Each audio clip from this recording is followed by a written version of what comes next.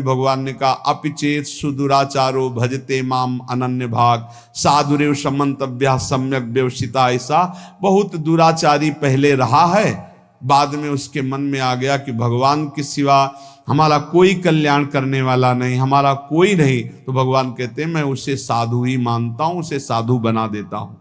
भगवान किसी के पूर्व जीवन को नहीं देखते, बहुत बढ़िया बात है। कल तक हम क्या करते रहे भगवान नहीं देखते, आज क्या कर रहे हो ये देखते हैं। यदि आज आप भजन में लग गए हो, अच्छे आचरण कर रहे हो, तो आपको भगवत प्राप्ति हो जाएगी। भगवान ये नहीं देखते कि पूर्व में पुण्यात्मा रहा है कि पापात्मा रहा है। भगवान वर्तमान में देखते कि मेरा भजन कर रहा है, बस इसी से कल्याण कर देते हैं।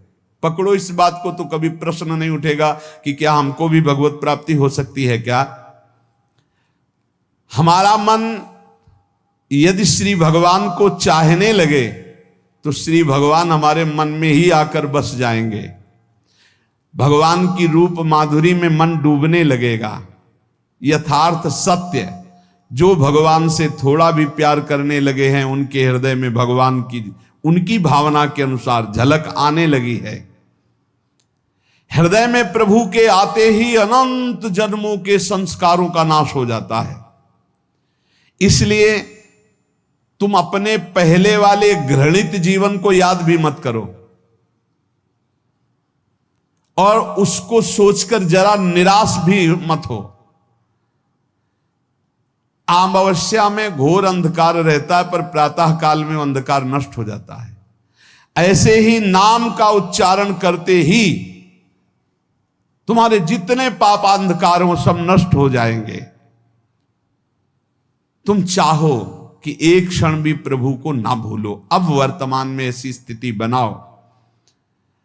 जो प्रभु को नहीं भूलने की चाह करता है कि मुझे ऐसी स्थिति प्राप्त हो कि मैं कभी प्रभु को ना भूलूं, तो सच्ची मानो और कोई बात भगवान सुने ना सुने, भजन की मांग करो तो बहुत जल्दी भगवान पूर्ण करते हो। भजन जिसका चलने लगा तो फिर लोकांतर के सारी रिद्धियां सिद्धियां सुख वैभव तो उसके चरणों में लौटते हैं। जब हम प्रभु से प्रभु का स्मरण न मांगकर भोग मांगते हैं, तभी हमारा भजन रुक जाता है, भजन नहीं चल पाता। यदि हम प्रभु से केवल भजन मांगे तो विश्वास करो ब्याज में सब हो जाएगा। इतनी महान है कि जिन्होंने बैर भाव से प्रभु का स्मरण किया उनको भगवान की प्राप्ति हो गई। जैसे कंस आदि भगवान से बैर ही तो रखते थे, लेकिन भगवान की स्मृति रहती थी। स्मृति ने उनको भगवत प्राप्ति करा दी। स्मृति में महान सुख है, पर वो जब भक्ति रस से युक्त स्मृति होती तब माधुर्य रस प्रेम रस का अनुभव होता। कभी आप भक्त हो और ये चाहते हो कि आपकी भागवती की स्थिति बहुत जोर की हो, तो हम आपसे प्रार्थना करते हैं कि रोज प्रभु से एक ही बात मांगिए, मुझे अखंड स्मृति दीजिए। अर्जुन जी को पूरी गीता जी सुनने के बाद यही मिला, नष्टो मोहा स्मृति लब्ध्वा। स्मृति,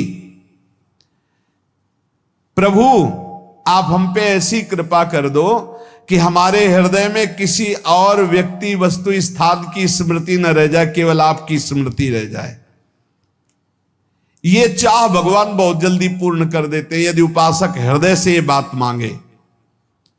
भगवान की कृपा से ही ऐसा हो सकता है कि अखंड स्मृति